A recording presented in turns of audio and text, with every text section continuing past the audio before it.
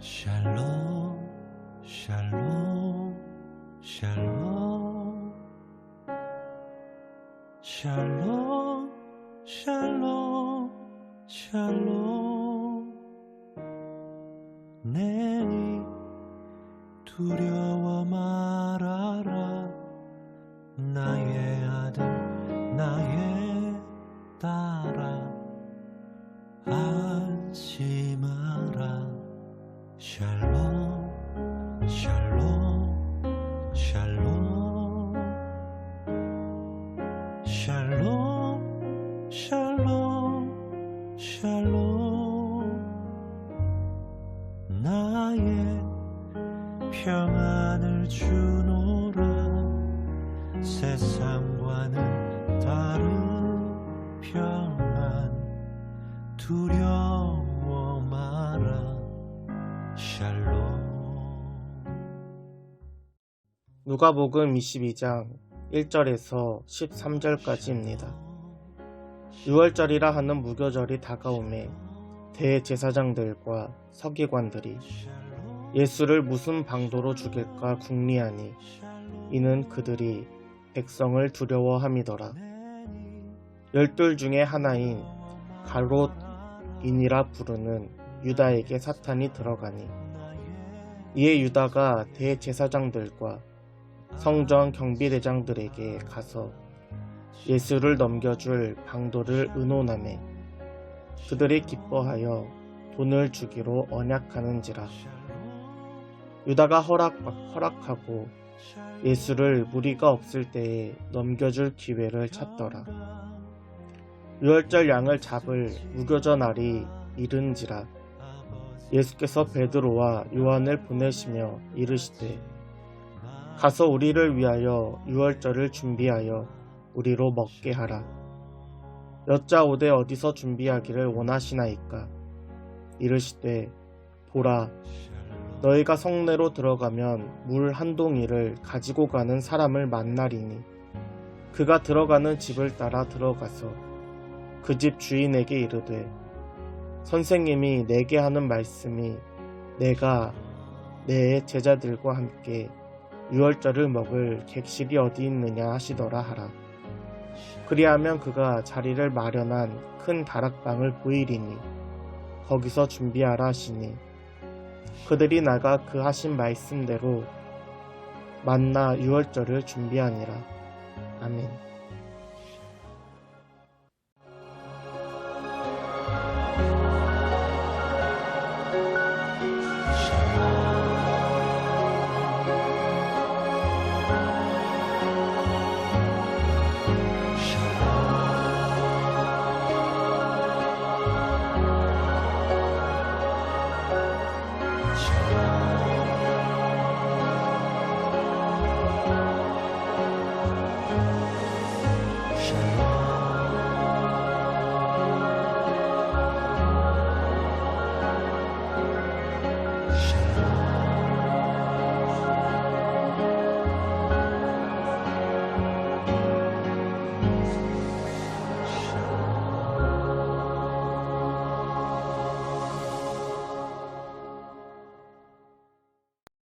하나님이 주시는 평안이 여러분에게 함께 하시길 소원합니다.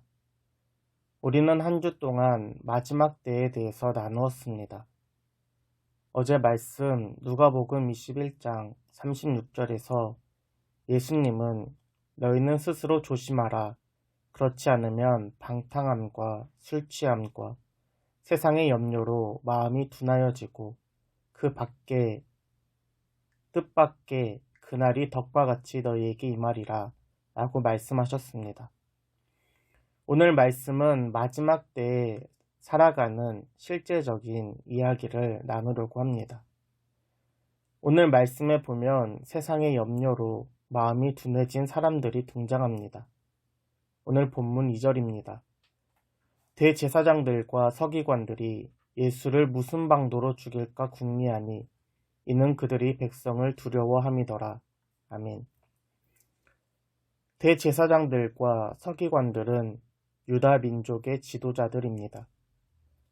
정치적으로나 종교적으로 상당한 힘을 가지고 있는 사람들입니다. 그러면서 하나님의 말씀을 가까이 하고 메시아를 간절히 소망하고 있습니다. 그런데 오늘 말씀을 보면 이들이 예수를 죽일 방도를 궁리하고 있습니다. 그 이유에 대해서 누가복음은 백성을 두려워하기 때문이라고 소개합니다. 대제사장들과 서기관들의 관심은 자신들이 가지고 있는 힘입니다.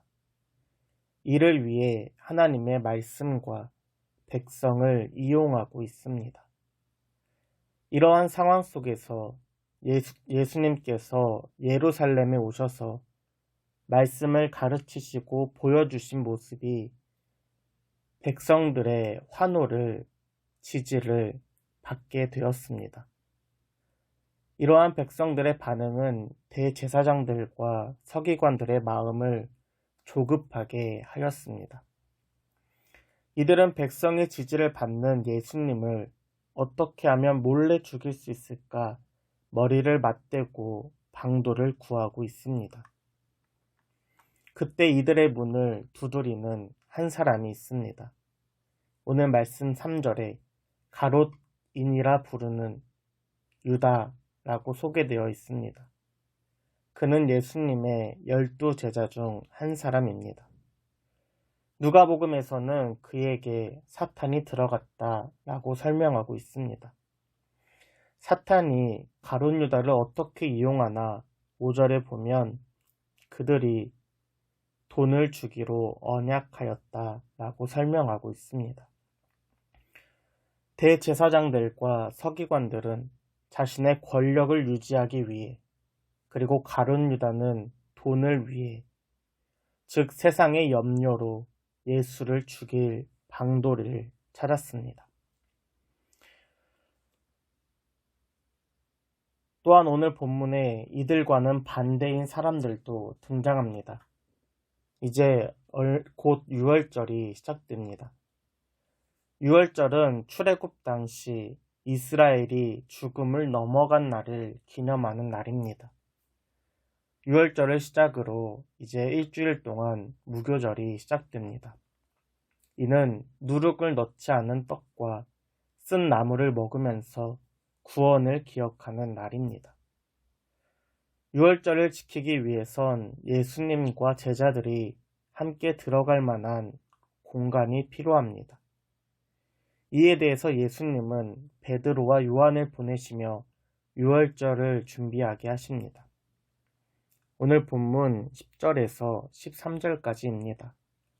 이르시되 보라, 너희가 성내로 들어가면 물 한 동이를 가지고 가는 사람을 만나리니 그가 들어가는 집으로 따라 들어가서 그 집 주인에게 이르되 선생님이 내게 하는 말씀이 내가 내 제자들과 함께 유월절을 먹을 객실이 어디 있느냐 하시더라 하라. 그리하면 그가 자리를 마련한 큰 다락방을 보이리니 거기서 준비하라 하시니 그들이 나가 그 말씀하신 대로 만나 유월절을 준비하니라. 아멘. 언뜻 보면 평범해 보이는 말씀이지만 이 본문에는 이상한 모습들이 있습니다. 가장 먼저 10절에 등장하는 물동이를 가지고 가는 사람입니다. 우리가 읽는 한글 개역개정에는 나타나지 않지만 물동이를 들고 가는 사람은 남자입니다.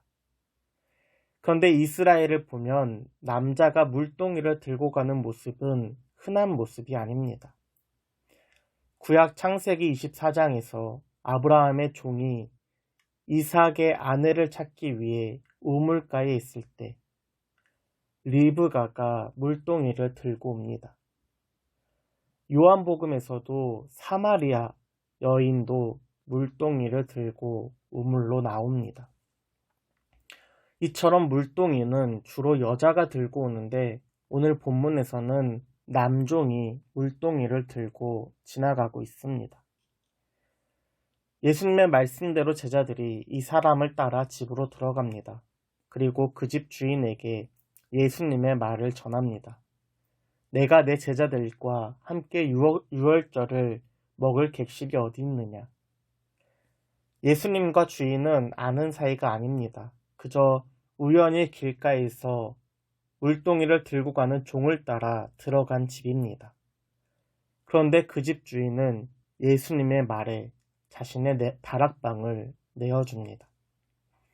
그리고 13절에 보면 그들이 나가 그 하신 말씀대로 준비하니라 라고 오늘 본문이 끝납니다. 물동이를 들고 길을 가던 남종, 그리고 예수님의 말씀에 자신의 다락방을 내어준 주인, 그리고 그대로 나가서 준비한 베드로와 요한. 이들의 공통점을 한 단어로 정리하면 순종입니다. 주인의 명령에 당시 관습에 맞지 않았지만 남종은 순종하였습니다. 한 번도 본 적 없는 예수님의 말씀에 집주인도 순종하였습니다. 유월절을 준비하면서 비상식적인 예수님의 말씀대로 나간 제자들도 순종하였습니다.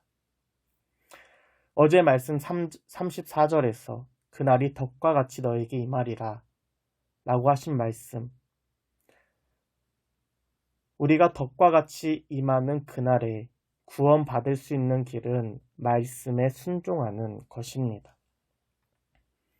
오늘 말씀에 계속해서 등장하는 단어는 유월절입니다.